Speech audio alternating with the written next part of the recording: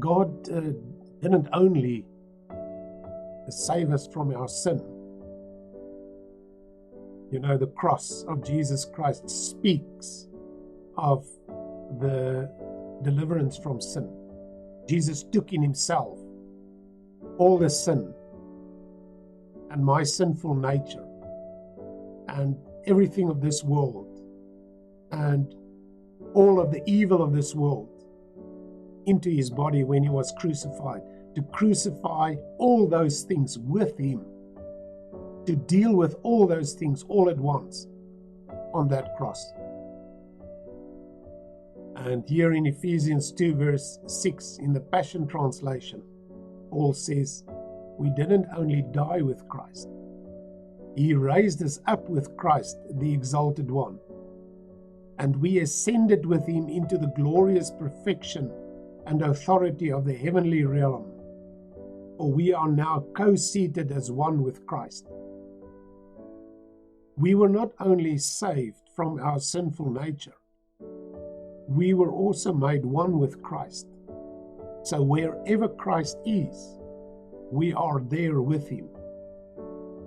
And the Word of God says that Christ is seated on the right-hand side of God. And that is actually where you and I are seated.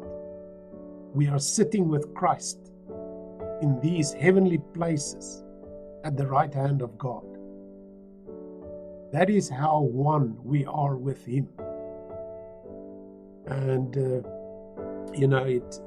it doesn't compute on a physical level for us when we look and use our natural physical senses to observe.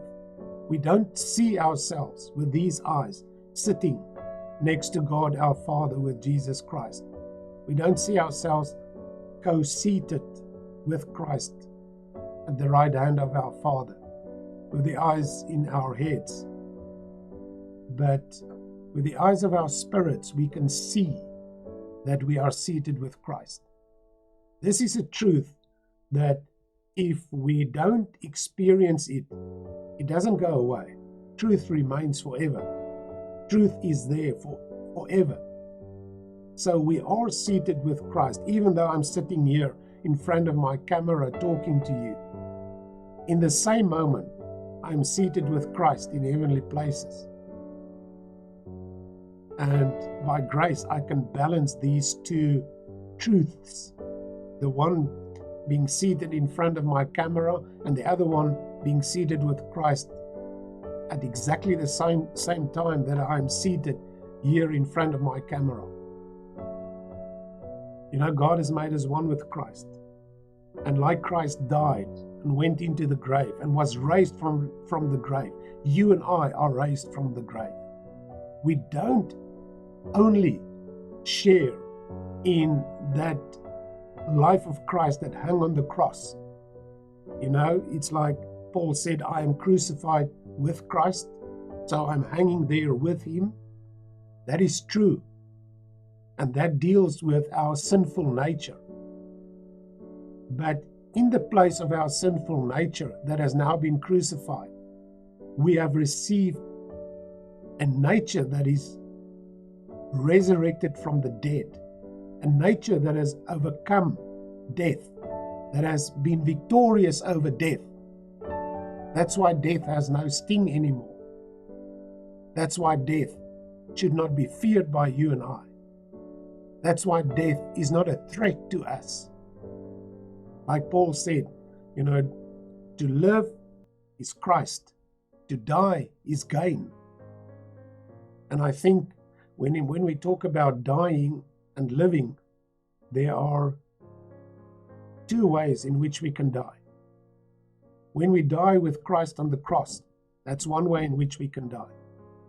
I think there are three ways actually, coming to think of it. A second way in which we can die is to die to ourselves, to die to our human nature that wants to dictate to us what to do and how we should do it. You know, the Adamic nature. We can die to that.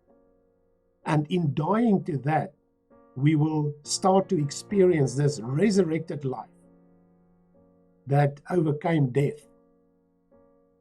We will also one day die, you know, physically die and then no longer live on the planet. And that's the third way in which we will die. But for now, the dying that you and I can do in order for us to live in this resurrected life is to die to our desires, to our passions, to our plans. Your plan, my plan will never be bigger and more grand than God's plans for our lives.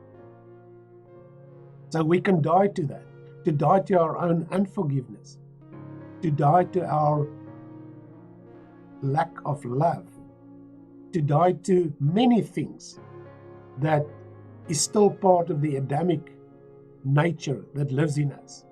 When we die to those things, this becomes a reality that we ascend with Christ into glorious heavenly places, the heavenly realm, that we become one with Him above this world, above what this world wants to force on us or entice us to live in.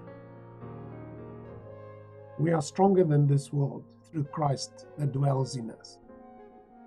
Nothing that comes against you, God is not aware of. And nothing that comes against you can overcome you if you are born again. Because the life that lives in you when you are born again has already been victorious over death. There's no threat. There's no threat in this world that is stronger than the life of Christ in you. And the life of Christ has been victorious over death. And it's that life that lives in you and wants to live through you. He wants to live through you. Be of good cheer. You live a beautiful life when Christ lives in you. And that life is the only true life that we can live, that brings life and is life. And enjoy it today.